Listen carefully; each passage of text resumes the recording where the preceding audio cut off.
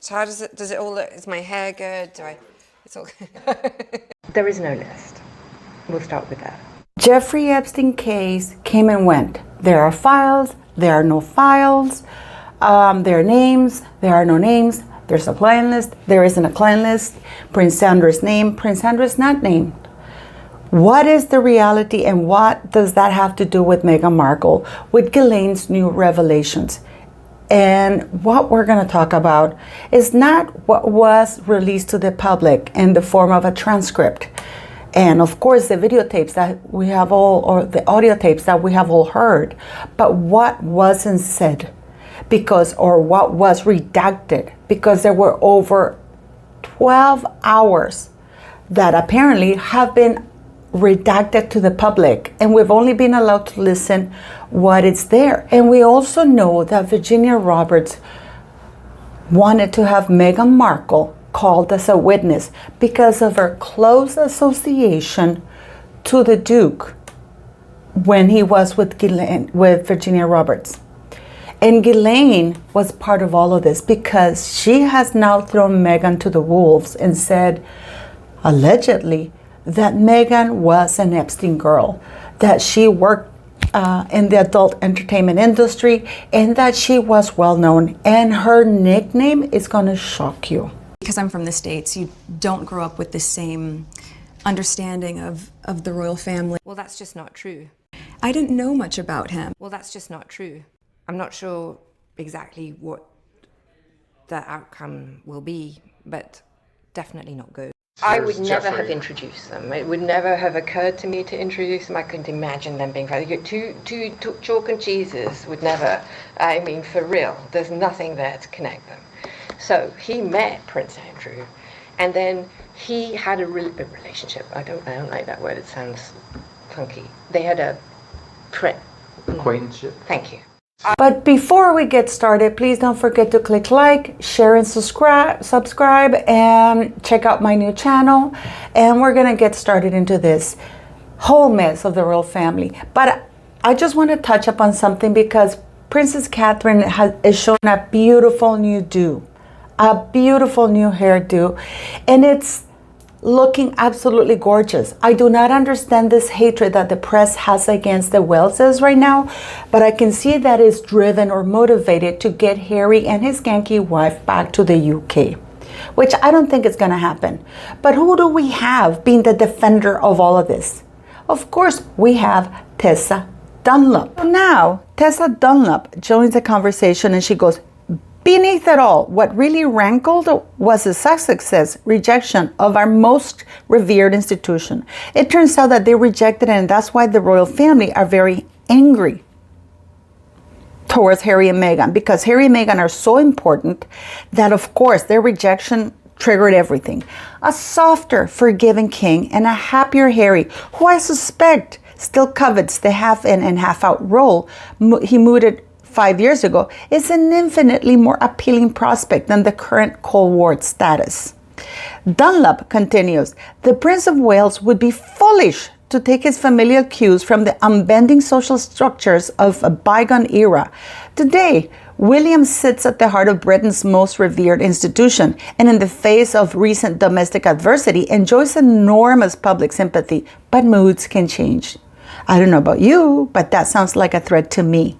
So she's basically implying that because of Princess Catherine's cancer, William is popular. No, he's always been popular. And guess what? Dunlop continues to write, if at the moment Harry steals all the negative headlines, it will be history that judges William, his more powerful older brother. Only by genuinely forgiving and including despair will he be able to boast that his reign has the requisite hallmarks of modern monarchy, compassion and magnanimity. And most important of all, he will know it is what Diana, his mother, the self-proclaimed Queen of Hearts, would have wanted. Harry's homecoming depends on one man, and that's the problem. And the problem is William. There is just one flaw with what Tessa Dunlop is saying, and that is that in order for William to forgive Harry, Harry would have to apologize, which to this day he has not done. He is demanding that people apologize to him. He doesn't even want them to forgive them. He just wants to go back as though nothing ever happened. I don't know about you, but I wouldn't do it. And God knows I don't think William would do it either, because how can you forgive somebody that hasn't asked for it? So now we're going to get into the Meghan, the crux of it all. Because there's this new article that came out that reads that Meghan Markle's CV included adult entertainment and entertaining guests for Jeffrey Epstein. We will be very dumb and deluded to think that Jeffrey Epstein was not part of, at least together with Prince Andrew. People will be dumb to think that Meghan Markle did not know Prince Andrew before that. So you know, Jeffrey Epstein was invited to the Royal Box in 2000 by Prince Andrew, who invited Ghislaine Maxwell, and also Fergie, who was there that year. Everything at the heart of all of this is always Fergie, guys. Fergie is always at the heart of all of this. This woman is a terrible thing, and she's known Meghan Markle for quite some time. And isn't it incredible? Because Jeffrey Epstein was in 2000 invited also to the biggest bash of the decades that they had. That biggest bash included really close people with the royal family, and there's even said that the Queen unknowingly danced with Jeffrey Epstein. But going back to Meghan Markle, apparently she went by the name Flower. That was her character name because for some reason she wants to portray herself as this demure person. This woman who has, I want to put it kindly and nicely, has been around the block so many times. There's already like a trail. Ghislaine Maxwell, according to the article, says that she did know Meghan Markle. Let's not forget that Virginia Roberts called her as a witness because she had information about it. The press is trying to pave the way back for Meghan Markle, almost like Fergie, to come back. But Ghislaine revelations put Meghan in a very, very bad light, because if it is all true, Meghan Markle is way worse than we thought. Because we know that Meghan Markle met Prince Harry in 2015. And after that meeting in Istanbul at the opening of the Soho House, she suddenly decided to become a humanitarian. It took her, I gotta give it to her, it took her a year. But before that, she was, according to the article, with Prince Andrew.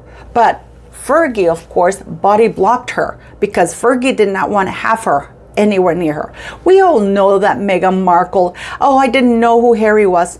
Of course she knew who Harry was. Because I'm from the States, you don't grow up with the same understanding of the royal family. Well, that's just not true. I didn't know much about him. Well, that's just not true. She was fully aware. Not only did she know who Harry was, she said after him. At this moment, Meghan Markle, even though she's desperate, unemployed literally, she's still being protected somehow. And that doesn't make sense. We know she was around Soho House and around Harvey Weinstein for such a long time. We know that she couldn't get a job anywhere. And suddenly she's in the royal circles, just like Epstein. She was in New York quite a lot. She was in New York in 2013. This is not a coincidence. People like Meghan Markle or Jeffrey Epstein don't just suddenly pop out of nowhere. And if they do, it's because they're planted there.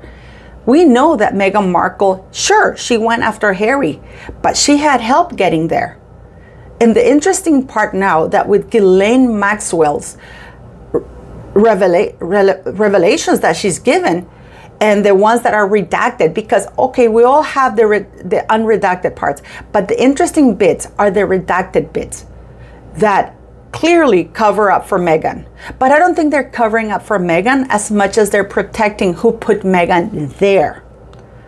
That's what I believe, that they are protecting who put Meghan there, who is behind Meghan's sudden rise or being able to infiltrate the royal family so quickly, to infiltrate that circle of people, because it's really hard to break into the royal family. You have to know somebody who knows somebody who knows somebody. And yes, I do know that she was aware of people and she had some friends, but how did she get there? And it all leads back to Soho House and Ron Burkle, because it all started back in 2015 on that fateful weekend when Harry and Prince Charles went to the grand opening of Soho House. And we know because they were both there.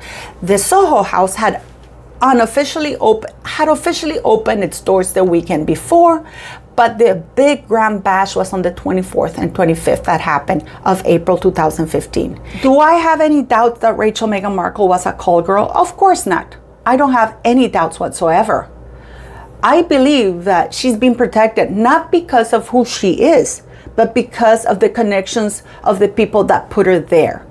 By the way, she was also talking about being part of the Clinton. A lot of it has to do with the Clinton Foundation, the Clinton Initiative. Let's not forget that Harry's still working with the Clintons now. He's doing speeches for the Clinton Foundation. Meghan Markle was in Ukraine on the Q&A in Ukraine with the university, saying that she was working with the Clinton organization. This is back in 2014. And then Ghislaine Maxwell states that she helped set out the Clinton Global Initiative with Jeffrey Epstein's money.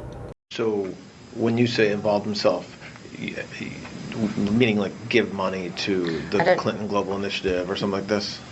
Well, so there's that. I think he did do that. Just still staying on your relationship with,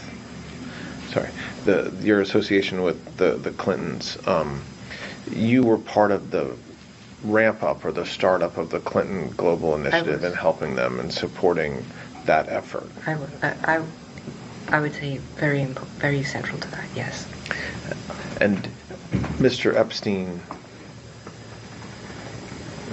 was he part of the work around that or just in support of you? He supported me to help them, but then I think he may have tried to use that to insert himself in some way. That would not have surprised me at all. Everything leads back to Ghislaine Maxwell, to Jeffrey Epstein, and the Clintons. And let's not forget that Hillary Clinton went to see Meghan Markle at Nottingham Cottage when she was there before they moved, and also afterwards to Frogmore Cottage. So Meghan Markle being part of this whole ordeal, I don't think I believe she's a nobody, but she's a nobody who knows who put her there. And this is why things are tricky right now for everybody. And this is why those documents were redacted. But it's very disturbing what Ghislaine says about Meghan, that Meghan was part of that ring. Why else would Virginia Roberts call her as a witness? Why else?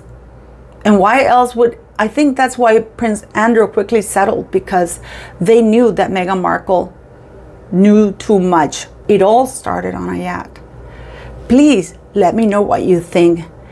Leave me your comments and let me know if the royal family should take action and just get rid of it. I really do believe that Prince William is being attacked right now because he really wants to put a full stop to such access of people like Meghan Markle, because he's unwilling. And why should he? To allow Harry and Meghan Markle back, because he wants to clean that swamp. And for your information, Prince Andrew was at Balmoral and he wanted to attend the church service as well. And Prince William put his foot down and said he's not coming. Either he comes or I come. And that's why Andrew left. I'm surprised nobody's reporting all of this. But who do we believe? Do we believe Fergie when she says she didn't know Meghan Markle, when there's so much evidence that she knew Meghan Markle? Because in that respect, I do believe Meghan Markle. Or do we believe Ghislaine Maxwell? Or who do we believe in this? Because the three of them are clearly shady people. Fergie was pretty much trying to compete to be Epstein's madame. And Fergie knew Meghan Markle. Meghan Markle was strategically placed there, and she holds too many secrets that are so embarrassing. And I think this is part of why William does not want her around and why he's being attacked so much. As usual, please leave me your comments. Don't forget to subscribe, share, and watch the upcoming video, because it's also very interesting about Soho House and what they got up to and the murders that happened there.